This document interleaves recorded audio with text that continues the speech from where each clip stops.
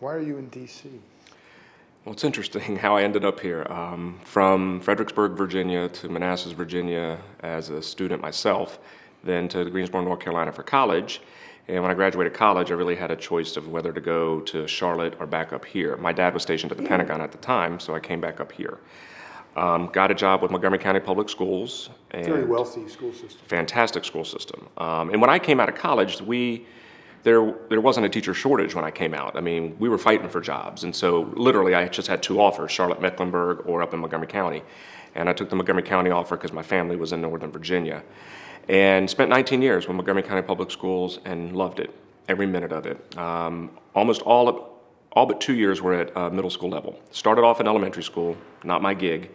Moved into middle school, taught, coached, did the whole 9 yards, and then sort of climbed up the ladder to assistant principal, magnet coordinator, and then I took a job as a supervisor at central office, the Department of Enriched and Innovative Programs. Learned a ton under a very, very smart man, Marty Creel, the director of the department, but I was bored out of my mind. Proved to me that I need to be in a school. And so at the same time, I started to apply for principalships in Montgomery County and principalships here in the district because I had been a longtime resident of the Shaw neighborhood, ironically. And Michelle re-bit, and I came down here and interviewed, and I came and I looked at different schools and I visited, and I fell in love with the vision and the message, and I wanted to be at a place where I could be creative. Wanted to be at a place where there wasn't this cookie cutter model. And for the chancellor to say to me, I want you to consolidate these two schools. I want you to get them out of restructuring status. I want you to use all your talents, all your skills, all your creativity, and you're gonna have my support. So that's a place where I want to work. The minute I met him, I knew I liked him, and I knew exactly where I was going to put him. And he has come in like gangbusters. We have first and second period. He believes in kids. I mean, that is at the core, and you can see it in his eyes. He believes he can do anything. He has, I think, just sort of the energy and the vision and the drive to create something from a new, and just sort of figure out how is he going to bring all these resources to bear. He's very good at stating what he needs without sort of overly, being dramatic or whiny about it. And he's just somebody who you can tell that he's not going to let any obstacle get in his way. What'd you give up to come to Washington, D.C.? Well, 19 years in one system, 19 years in the state of Maryland. So, I mean, I'm vested, and, I had more years behind me than in front of me. I mean, I was closer to retirement up there than I was here. So I took a huge risk. I knew the system. I knew Montgomery County's system. I tend to stay a long time. I stayed for 6 years at one school, 9 years at another when I was there before I went, into central office. So, I mean, I gave up my comfort. I gave up a little bit in terms of retirement. Is there a big change in the kinds of kids and the background of the kids, Montgomery County versus Washington, D.C.?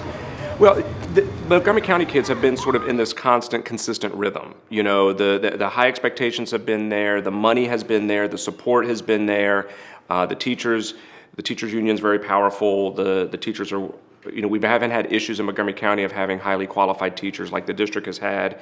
And so I think what's occurred in the district is you've had pockets of excellence, whereas Montgomery County has really sort of excellence as the brand, if you know what I mean.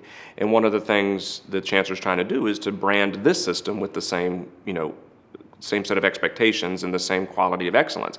And so in terms of what my kids come here to do, depending on whose classroom they went into, the expectations were a little bit different. There wasn't this consistent, constant level that I experienced in Montgomery County.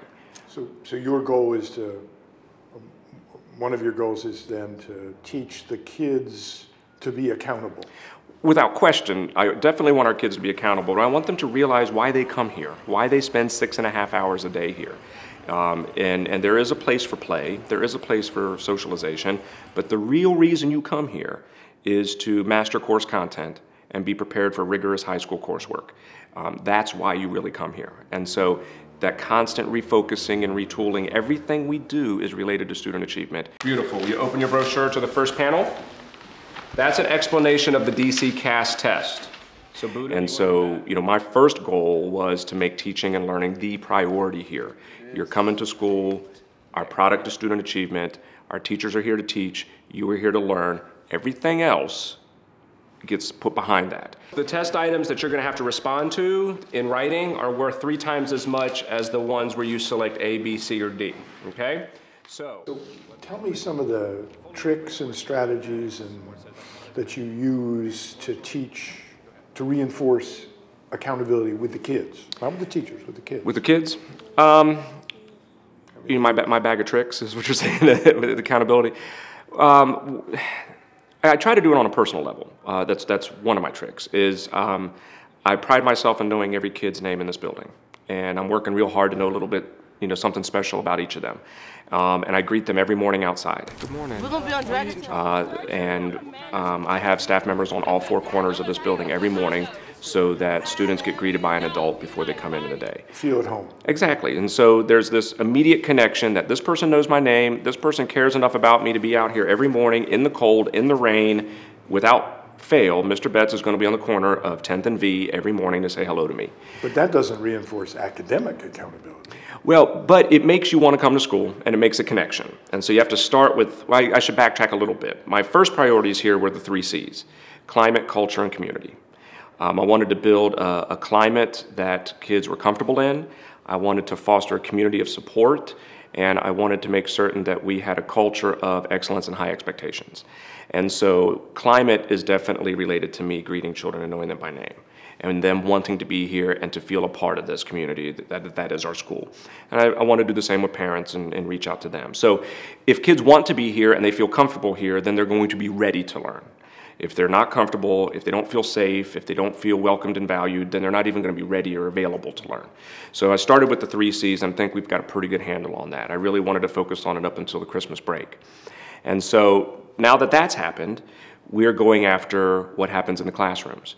And so I do all of my paperwork outside the day. I either do it first thing in the morning when I get here, I do it after the students leave, or I do it on the weekends. And I spend my 6.5 hours with students in classrooms. And so they see that the instructional leader of this building is so vested in their education, he's a constant figure in my classroom.